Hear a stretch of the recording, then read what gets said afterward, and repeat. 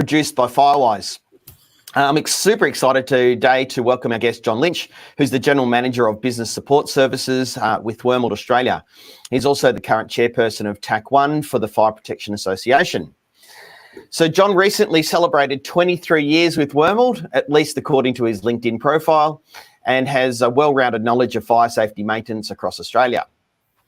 In today's webinar, John and I will be talking about the general overview for the development of the new edition of AS1851 that broadly has 7 stages, but we'll get into that a bit later. We'll also be going over the changes to the timeline to New South Wales legislation and what that means for stakeholders, including members of the fire protection industry. So without further ado, welcome, John. How does it feel to have spent more than half your working career at Wormald? Well, thanks very much, Russ. And that makes me feel a lot older when I hear that. But I've just got some additional news to share with you that on the 23rd of March, so 23rd of March this year, Wormald celebrates 135 years of actually being in business, protecting people and property, or life and property in Australia. So my number sounds big, but in comparison to 135 years, it's a little smaller. It's great.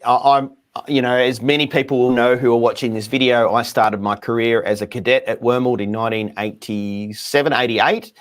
And I had almost 15 years of great service there, and I really enjoyed my time. I wouldn't be the professional that I am without the knowledge and experience that I gained working with Wormald. And in particular, one of your colleagues, Rod Rolfe, who was the trainer, over nearly 40 years ago that brought me into the fire industry. Yeah, Rod, in fact, celebrating his 50th year with the organisation this year in 2024, which is a milestone for him as well. So some big numbers there. Amazing. Well, John, thanks. Let's dive into the important subject of AS1851 first, and then we'll cover off the changes in the New South Wales legislation later. But I know that we both want to have one important statement, and that is, how do people learn more about this subject after this webinar? And these are both of our personal opinions and views as well. So how do people learn more about this subject from our industry association?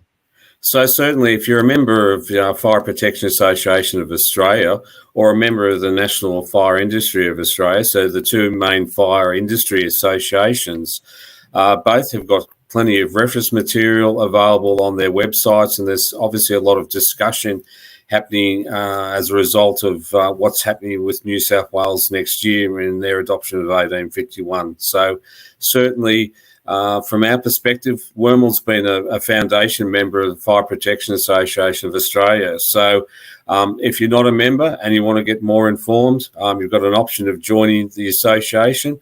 Depending on your membership status, also that allows you to actually attend or participate in the technical advisory committee structure that FPA Australia has. So either as a ongoing member or a participating member or a corresponding member. So there's some options there that come with the membership of the Fire Protection Association of Australia.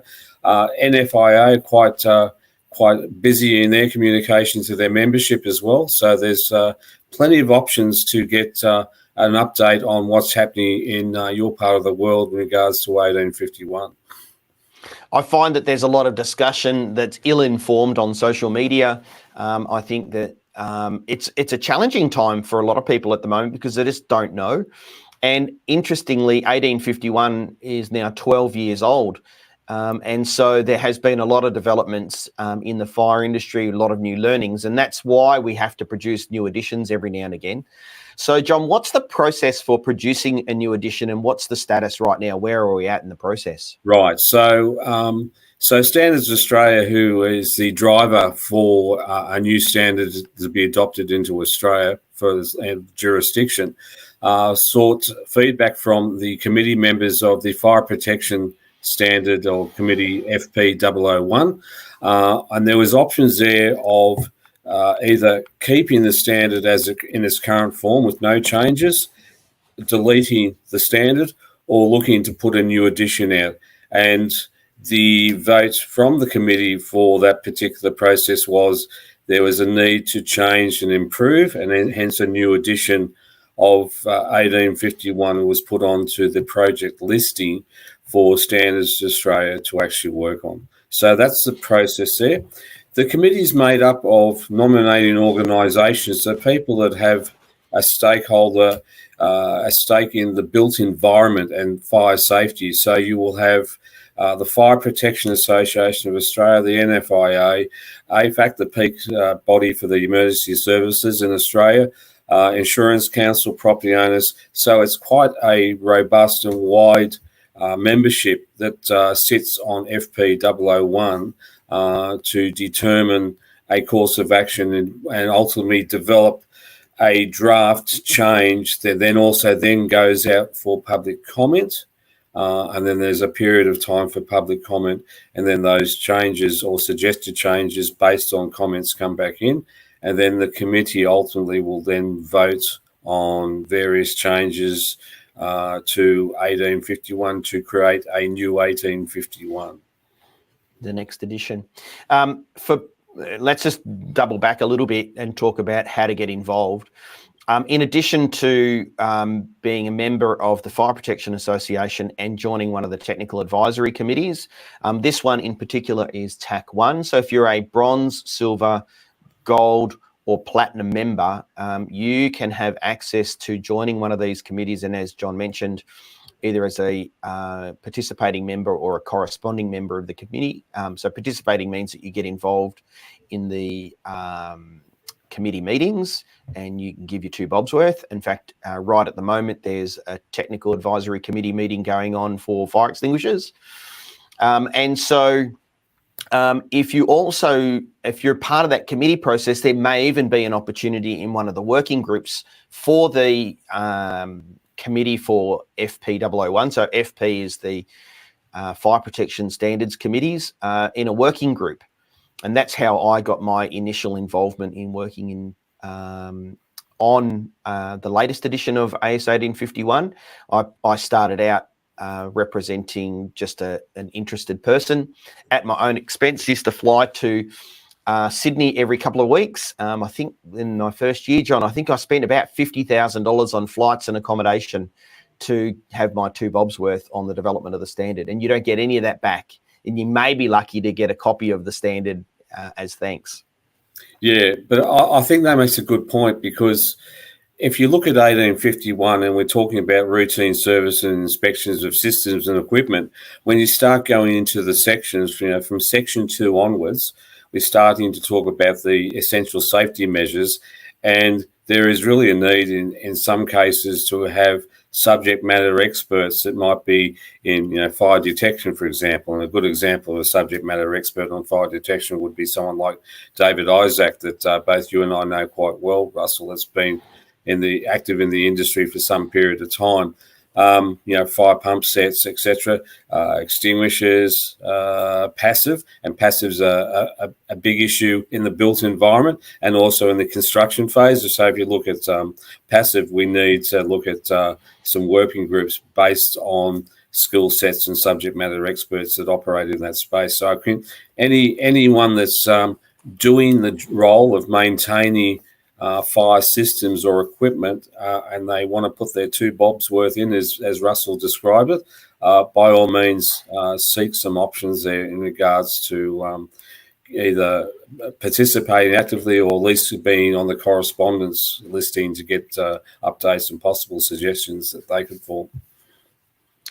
I'm just going to read out not the whole thing, but just an extract from a post from November 2020 from Standards Australia, and they say that to make public commenting easier and simpler both for commenters and committees, Standards Australia has launched a new public commenting platform they call Connect.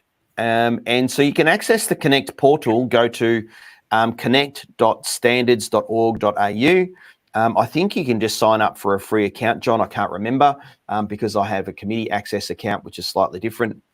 But right at the moment, if you're in the fire industry, there is a standard that's available for public comment, which is AS1670 Part 3, and you can contribute to the development of that standard through the public comment process. So even though nothing has been produced yet for 1851, there are ways to get involved, either through the working groups, the technical working groups from the standards committees, and that's by invitation, and only if there's a need, and also through the technical advisory committees, and also providing feedback on the current standard. So how many comments do you think there has been produced already on the current standard, John? I think, Russ, across the consolidated list, there's been a few thousand. Now, obviously, there's been some duplicates within that. And having reached out and spoken to the NFIA, because Wormald is a member of the NFIA in 3 states as well, so we've had some discussions with their stakeholders in their 1851 committee. There's been a hell of a lot of comments in there. Now, there's also, the odd comment that's made about 1851 that's probably not quite within the scope of 1851. And a question that comes up quite often is, why is exit emergency lights not in 1851? It's got its own, it's got its own standards. So where there was comments such as that, they were left out of the scope when it was consolidated by Standards Australia. So Standards Australia and the independent chair actually then did a cull to make sure this relates to 1851, and then they did another cull to say, okay, we'll have duplicated this comment or this issue multiple times, so we'll just narrow it down to what the issue is. But yeah, it's interesting because people have a different take on something within a clause within a standard. Now, whether that's 1851 or 1670 or 2118, the sprinkler standard, sometimes the clauses aren't that clear. Even though standards is trying to use language that, shall, should, for example. The language, sometimes they're trying to get that defined that it actually makes it greyer than what it was if they didn't get it that defined. So there is some interpretations across standards which, with their standard editing tool that they use, they're trying to achieve less grey and a little bit more black and white. But then also you've got to take into account that a standard on its own also relies, in most cases, depending on the essential safety measure, the applicable clauses or sections from the National Construction Code or the Building Code of Australia. So you actually have to take the two together to get that outcome that's required. I think that one of the things that I want to get across in today's discussion, John, and again, I'm grateful for your time, is that the process for writing the new standard hasn't even begun yet. So there hasn't been a committee formed. No, and in fact, there's an informal meeting happening next week in regards to the scope, the proposal, and the process. So the scope is based on the feedback from the committee vote last year was that there was a need to put a new edition of 1851 out. So I think the scope is there. We need a new one, and by far the feedback that's come back from all the stakeholders, and even when you talk to other fire contractors at FPA meetings, etc., there's a need to actually to improve it based on changes in technology, changes to the built environment, etc. The proposal, well, that's ultimately what the meeting will decide, and then the process should be the standardised process that Standards Australia uses, which is the committee meetings, the working groups if required, a draft for public comments received back, etc. So we're a little bit cart before the horse, but there's definitely a need from the industries, the fire industry's perspective, and my perspective in talking to the 1,000-odd Wormald folk in our business around the country, that they would like to see some changes on 1851 that will improve the outcomes for safety in buildings. It's an interesting point, and I'll just bring up 1851 on my desktop. It's one of those things that I save on my desktop. Must be nerdy. And I think that the thing that I really like about the current edition of 1851 is the scope and the objective of the standard.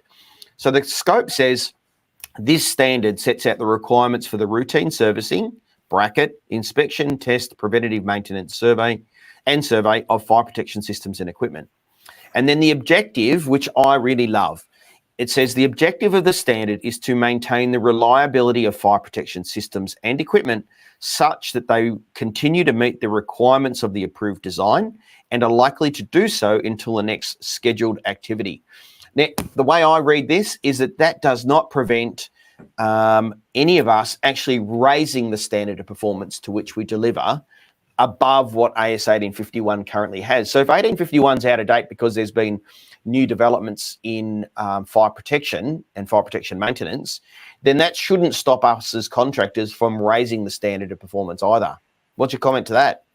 Well, I agree, because if you look at 1851, and Wormald operates across a national footprint, so from a business model for us, the delivery of 1851 into the states and territories, whether it was mandated or whether it was allowed, was the most logical way to deliver an outcome for a building owner or a facility manager or a client of the fire industry. It provided consistency, a consistent product and a consistent approach. The reporting was consistent. So it was a more consistent, a more palatable way of approaching maintaining these essential safety measures in the absence of anything better. So if you look at the building code of Australia, and you've got the building code, we're 28 million population in Australia or thereabouts, but then you go to the back of the BCA and there's a New South Wales section, there's a Queensland section. It's almost like, hey, yeah, we get this idea, we want to do this, but. And I think 1851, to a certain degree, gets rid of the but. It's now saying, here's the approach to do as your minimum level, the minimum level, a community expectation that if you go into a building, that the systems that are in there that are required to be in there will operate to their approved design or their design intent. So I think 1851 provides that commonality and uniformity in approach for the built environment. We'd be one of the few companies that have developed their own logbooks for the routine servicing of fire protection systems and equipment. Most people leverage on the back of one of two or three companies for the questions that they put in 1851. And as in our case, as we've gone along and learned new things, we've updated our logbooks to reflect the new requirements. For example, I think I know 1851 says check all of the lamps to make sure the filament's still okay. I think something like that. Yeah. And clearly the intent there is to make sure that any indicator, visual indicator or display is operating correctly. So there is no requirement currently in 1851, 2012 to check liquid crystal displays whether they're working or not. Now that doesn't mean that we don't include that exclude that from any maintenance inspections. But I think that's where the minimum performance in 1851 is designed for systems. And I remember when we wrote 1851, 2012, we were talking about how we need to accommodate systems and equipment that were made 100 years ago. And we were literally standing at the standards office out the front. And there was a backflow prevention device that was installed in around just about 1907, I think, from memory.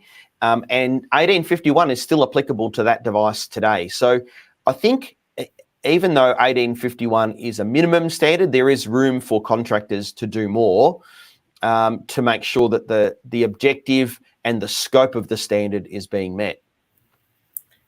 Yeah, no, I agree. And it's back to that uniform approach.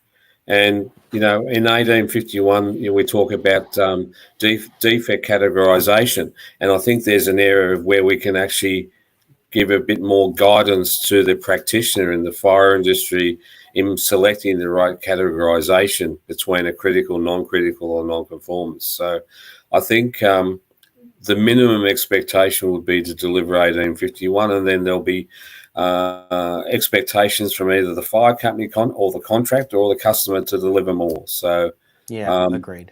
Yeah, I think it's just the most logical way, and I'm glad that New South Wales is finally heading that way with 1851 and the adoption they're looking at.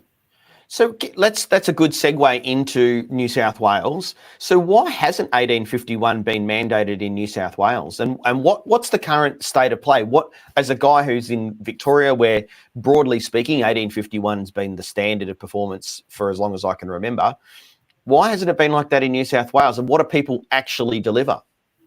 Well, that's a good question. So when we had Fire Australia in Sydney a couple of years ago, we actually asked a question of the practitioners in the room, and the majority of them were actually performing routine service inspections to 1851, because if you're a contractor operating in any jurisdiction, whether it's mandated or not, doing it to something gives you a minimum level or a benchmark, and to a certain degree, I suppose, even a defendable position if challenged by someone from a regulator or a fire incident, etc.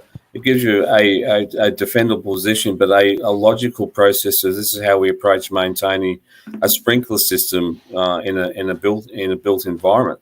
So I think New South Wales very much was looking at not wanting to mandate maintenance. I think there's always been in the building regulations and the annual fire safety statement, the annual certification process for New South Wales was always about, will the measure perform to its approved design, or would it perform to its design intent?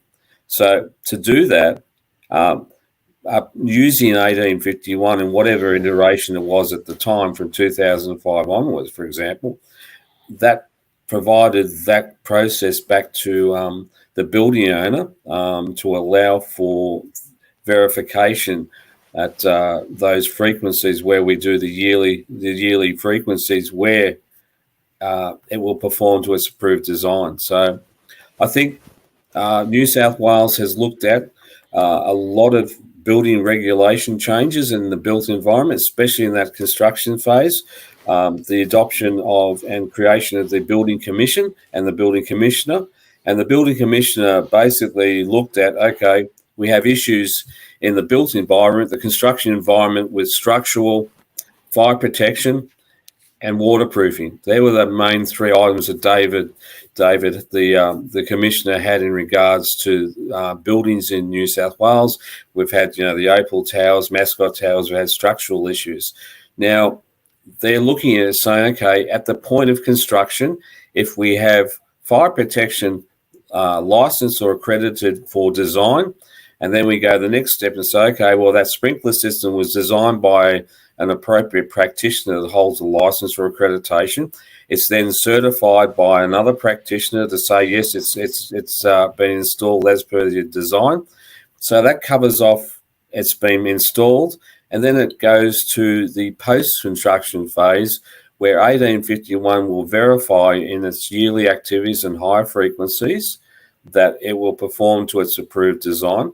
And then we have the fire safety assessor that forms part of the FPA accreditation scheme that the Fire Protection Association runs on behalf of the government to verify again that post-construction, the measures are present, they've been maintained, they've checked, they've assessed, and that the measures will perform to its approved design, and they've issued a document for the building owner to lodge with local council.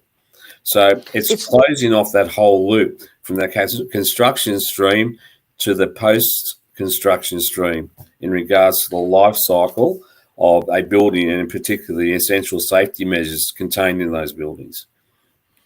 It's not dissimilar to what we do in Victoria. It's probably a little more regimented than what we do in Victoria, but the intent is exactly the same, is to make sure that the essential safety measures, that's the phrase we use in Victoria, that the essential safety measures are going to work and will continue to work in the event of a fire or other emergency.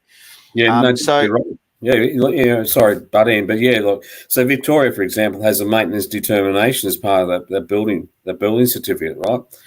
New South Wales is not going that far. They're just saying they have to be measured, they have to be maintained, the measures to be maintained, and you are to use 1851 as your reference for that to maintain those measures. So ultimately, it's the same result, just in a slightly different route. Yeah.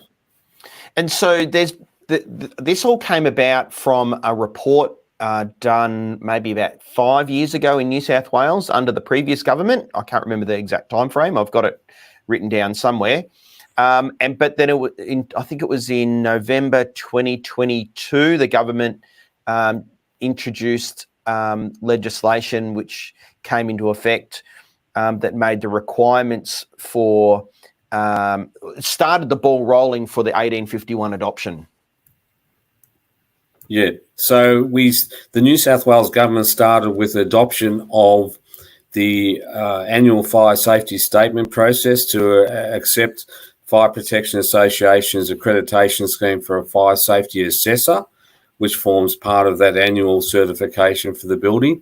They also adopted the concept of a fire systems designer, particularly for sprinkler systems, hydrant systems, hose reel systems, fire detection systems. So those measures where there's a higher need based on the risk to allow for those measures to be put in by a competent person and designed by an accredited person, and then they're post the construction, so post the occupancy certificate or permit, they're assessed on a yearly basis by the accredited person through the FPA Australia scheme.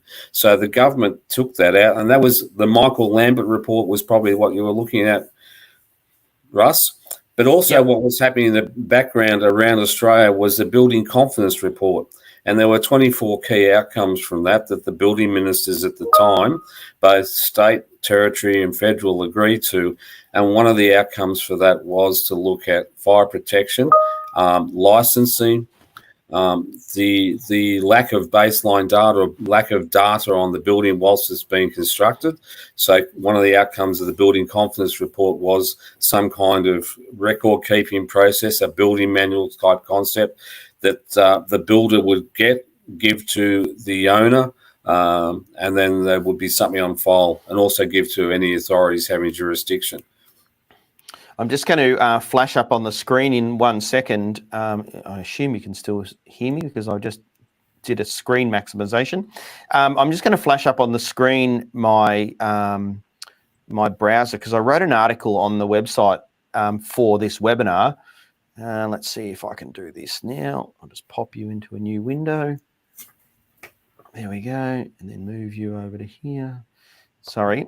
And let's see if we can do this. There we go. Technology, love it. So let's share my screen. And let's have a look at this one, an entire screen. Oop, won't only let me do this one. Here we go, share. So I wrote this article. It's on our website. People can find it. It's just the launch of this webinar. The New South Wales reforms, which I've outlined here. So what we've talked about so far is December 2022, changes made to the Environmental Planning and Assessment Act or regulation. And then February 13, 2023, councils and certifiers able to correct minor errors. The next one was August 1, 2023, owners and developers certifiers consulting with fire and rescue on performance solutions, which we had a lot of that framework in Victoria already. The next big ones is February 13, 2025, where building owners applying mandatory procedures for maintaining fire safety measures, which means 1851, and building owners are required to use accredited persons to certify newly installed fire safety measures or 18 months after the accreditation scheme is approved. So I think the biggest concern in there, John, is from people who have been working in this space, this last little bit about accredited persons. Do you want to just expand on that for me? Yeah, so, we've moved, I've been around, as you said, for 23 years in the fire industry with Wormald, and the regulators have well and truly moved away from the old concept of a competent person that was always in the standards. So the Fire Protection Association is running the FPA scheme. So it has 4 streams. It has inspection and test. It's got design. It's got certify and assess. So for New South Wales-based members, and there's the opportunity for you to reach out to the association and look to see if you would like to onboard yourself and start looking at one of those qualified pathways based on the activities that you do from day to day. So certainly the commissioner, the building commissioner in New South Wales, wants to get everything licensed. So, if we're looking at licensing design, licensing certification, licensing assessors at some stage, the next phase of the government will be to actually license the maintainers of those systems as well. So the FPA Australia do have an inspection and testing accreditation scheme, so that will cover all the essential safety measures that are available in New South Wales. So if you're a member or considering to be a member, there's an option there to upskill and ready yourself for what will more than likely happen in the next 3 to 5 years in the inspection and testing space of essential safety measures. So there's a need to actually, if we're going to get the design right, we're going to certify the design was put in correctly, and we're going to assess it with an accredited person every 12 months, the logical progression is the maintainer of those systems will need to hold units of competence of the Australian qualification framework and some kind of accreditation or licensing, depending on what the government of New South Wales does in there. So no different to probably what we saw in Queensland. We saw, unfortunately, the trigger for the changes in occupational licensing in Queensland was the Childers backpack fire. As a result of that, we saw the BSA, the first iteration of what's now the QBCC, and they have a licensing regime basically split across 5 streams based on the essential safety measure, and they also have a design certify or a maintainer license. So I think the New South Wales government is looking to do something similar to the licensing regime from another jurisdiction to follow suit to close off that loop on the life of a building and maintaining those measures. You talked about the Australian qualifications framework earlier. Are there qualifications for all of these categories of licenses available now? No, there is still a gap in some of those areas, Russell. So if we look at a fire system designer, there is a qualification, a certificate for that. But some of the units that make up that overall qualification, the overarching aid, sometimes aren't applicable to the roles we do within the fire industry. So there'll be a need at some stage for ASQA, the peak body for the Australian Qualification Framework, to look at reviewing what we would call packages, the overall number of units of competency that make up a Cert 2, a Cert 3, or a Cert 4. So the number that makes it up and which ones should they be that should make up a qualification that could then be called up under an accreditation scheme and or a licensing scheme. So there's some work to be required to be done there. I think typically if you're a person operating in the fire industry and you're operating a small fire extinguisher business, Cert 2 is an entry point that's available through FPA Australia and their FPAS scheme. So there's already something there. That's a Cert 2 in asset maintenance, yeah? Yes, that's right, in the property services stream. So not the construction stream within the Australian Qualification Framework, but the property, it's the property services. To me, and correct me if I'm wrong here, there's a bit of fragmentation happening on licensing, occupational licensing across Australia, that perhaps we need some sort of consolidated approach here at some point. Well, we're a population of 28 million, right? And it took us probably 5 years to accept a forklift driver's license in New South Wales that will be recognised in West Australia or vice versa. So I think there's a need to look at that some stage where we can get some commonality. An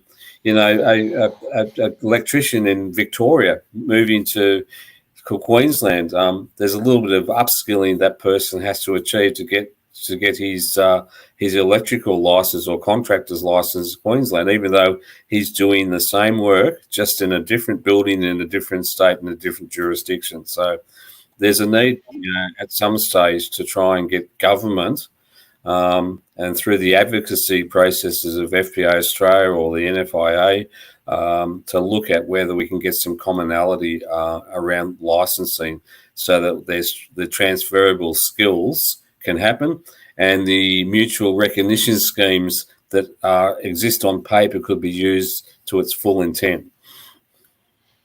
Yeah, I'm one of those electricians that just can't work everywhere. So I've just swapped my screen back here. I'm one of those electricians that can't work everywhere because I did all my licensing in Victoria. With occupational licensing becoming important, I think what I see is that those phrases that are in the current edition of Standards competent person will need to change to reflect whatever that will mean in the future as well. So when we're writing the next edition of 1851, I think the phrase competent person might have to change to be licensed or well, here's another problem in Victoria. If you're a plumber, you've got to be registered, and then to undertake contracting work, you've got to be licensed.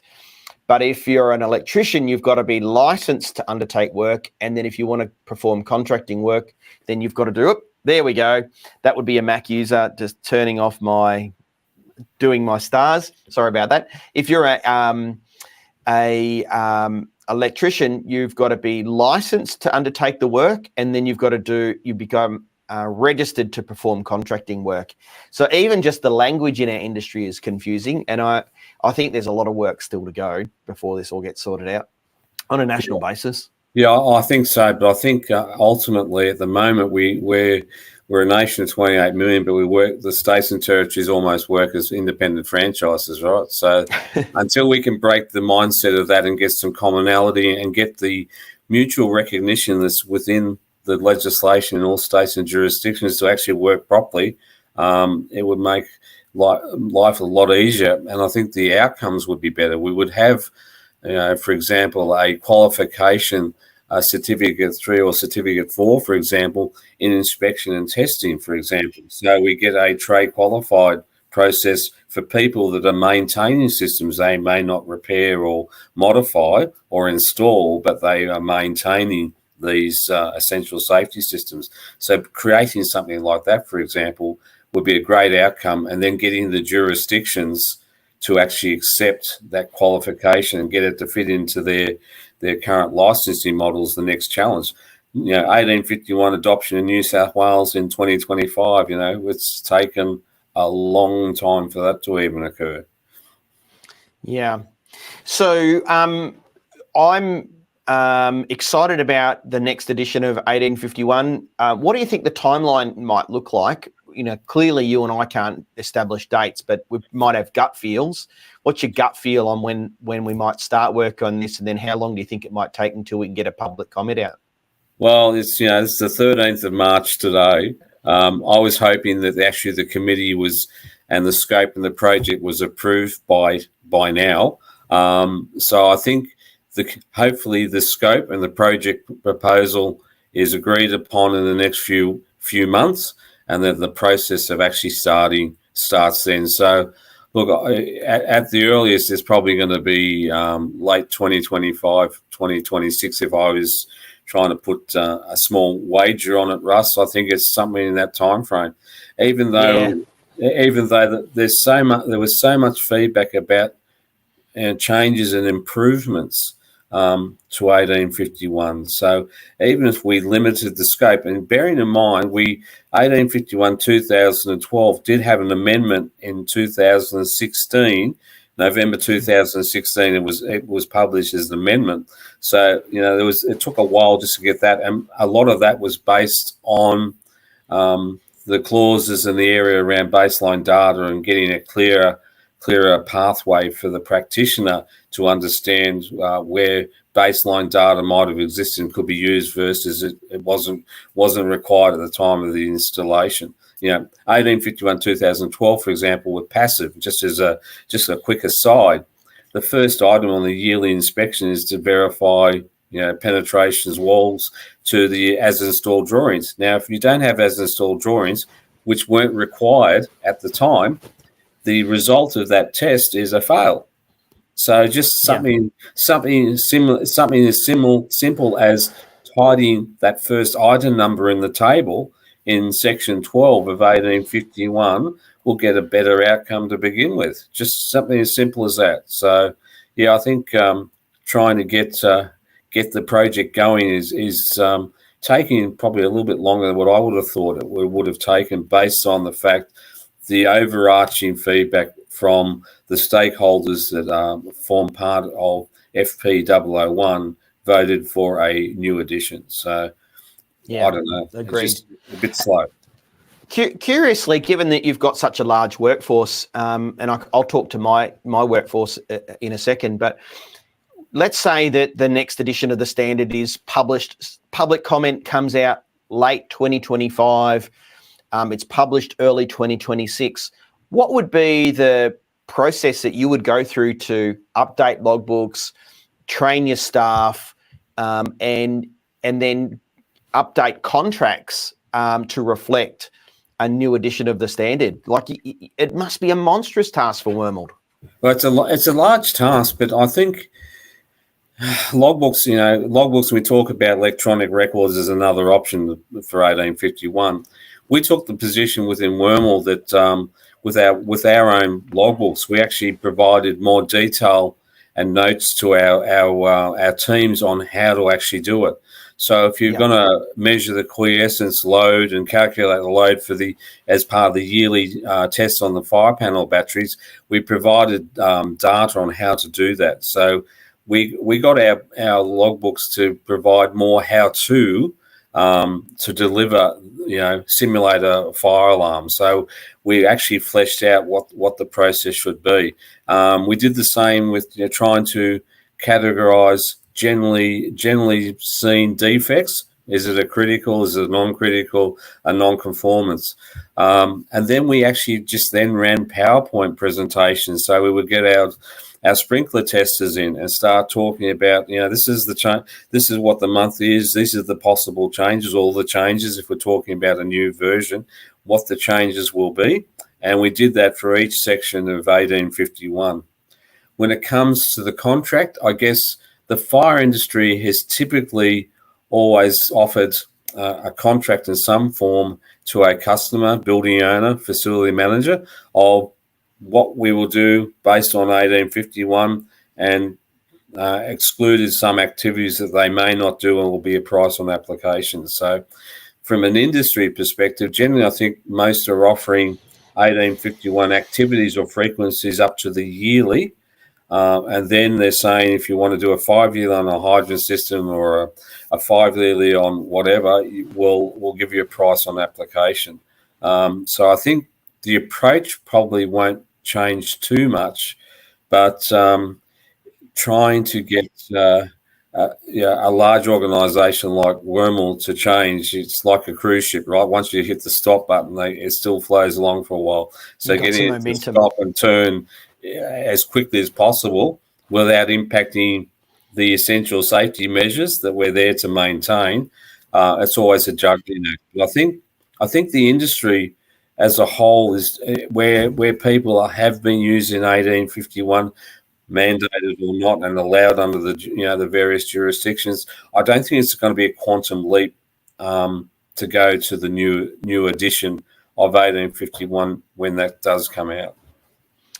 I think in the case of my organisation, a lot of our activity is driven by the actual wording that is in our logbooks.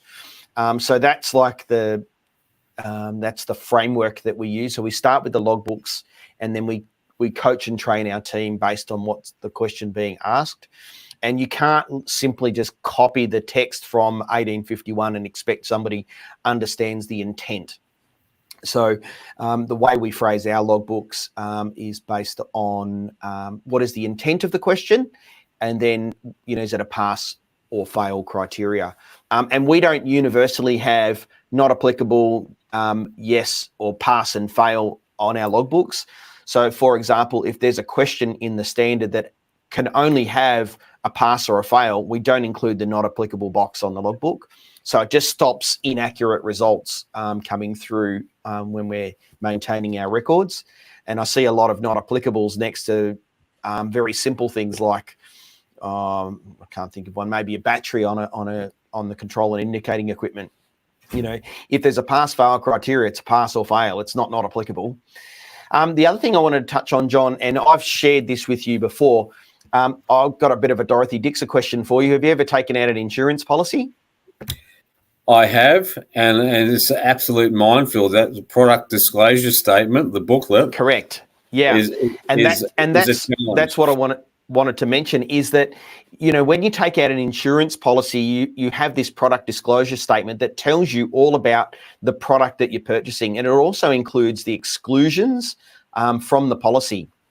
And so we developed our own product disclosure statement. We call it our service disclosure statement that says, for example, if we've got an agreement with a customer that doesn't include the 5 yearly routine service activities, then that's covered in this product service disclosure statement. So I would encourage contractors who are watching this video to have a think about that.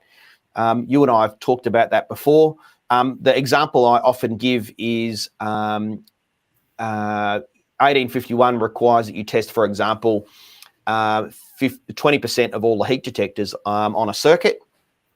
And if you've got heat detectors on a circuit in a ceiling cavity where you can't get access to it, then you need to have a statement that says where you can't get reasonable access for safety reasons or for whatever reason, you shouldn't be held accountable for undertaking that activity.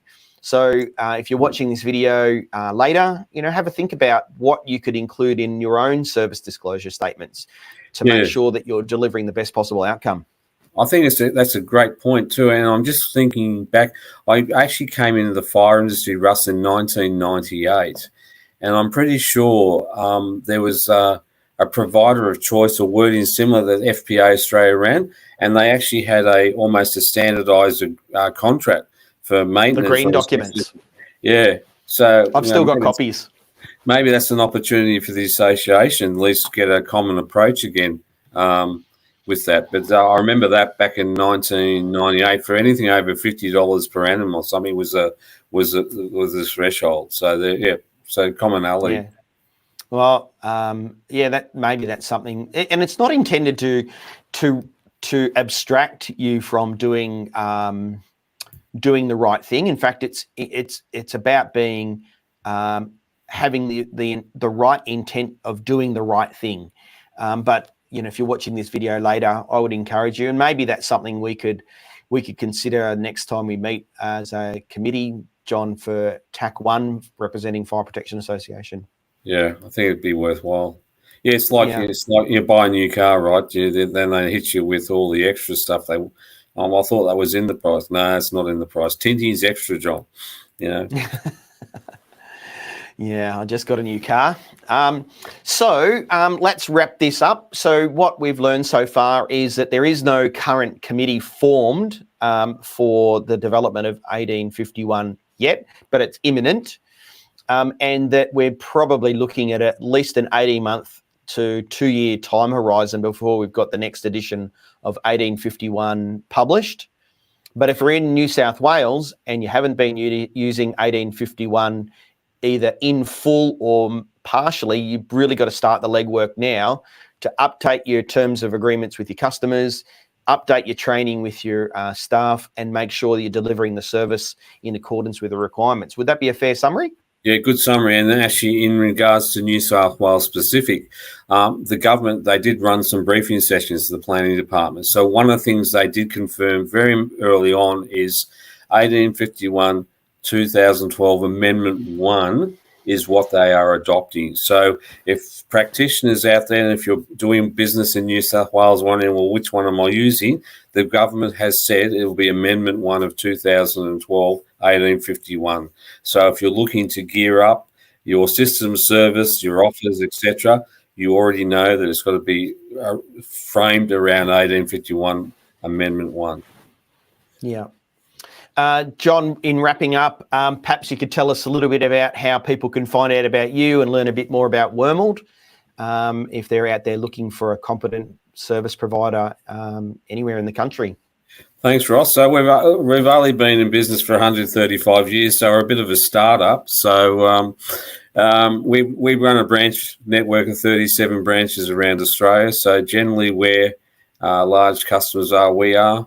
Wormald.com.au. If you want to reach out to me, my LinkedIn, I'm on LinkedIn, and I'm happy to take messages, emails, the occasional criticism as well. So I'm happy to take any feedback on board. Any feedback's good feedback. So by all means, reach out. Again, if you're wanting to look at upskilling your knowledge on what's happening in 1851, consider a membership to Fire Protection Association of Australia. It comes with all this 1851. It comes with the TAC committees. It comes with membership benefits. It's a common industry ground. There's Spark. They have an actual chat option there as well. It's quite good for referencing items as well, activities, questions, technical questions. So if you're not a member, consider membership. If you don't like FPA Australia, but you want to be a member of an association, there is an alternate as well, if you wish, if you're more in that contracting space. The other association predominantly was in that contracting space and not so much service. So there's a couple of options, but certainly I would suggest if you want to become more involved, there's the industry association pathway, or you could wait to the public comment process as well. And yes, Russ, we've got Fire Australia happening in early May in the sunny Gold Coast, Queensland. So Tuesday to Thursday, so 7th to the 9th of May. I'll be there, Russ will be there, and if you want to catch up and have a talk about anything today or attend, there's some great streams happening across fire protection activities. There's also a bushfire stream that's available as well for any bushfire practitioners as well. Yeah, I'm looking forward to it. I will be literally flying in from overseas to attend the conference. And so I'm speaking on 2 different sessions during the conference. I would encourage you, if you're a contractor or working in the fire industry, and it's some cheap flights at the moment. I think I got a couple of flights returned from Melbourne to the Gold Coast around the same time for under $400, and accommodation was pretty cheap on the Gold Coast at that time as well. So if you're looking to upskill and learn a little bit more about the fire industry, what's the latest developments, I would encourage you to register to attend the trade show. It's free to attend, and it's a great way to meet some of your suppliers as well. So, John, thank you so much for your time today. Always find your knowledge and wisdom and your 23 years of experience in the fire industry really welcome. And I know, and I'm speaking very personally here, how much time, effort and energy you personally put into furthering the maintenance of fire protection systems and equipment in Australia. So thank you, and thank you to Wormald for your time and effort.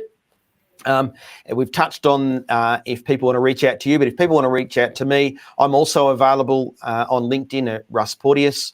You can also check out the Firewize YouTube channel, which is youtube.com/Firewize, or on our socials, which is Firewize, FIREWIZE.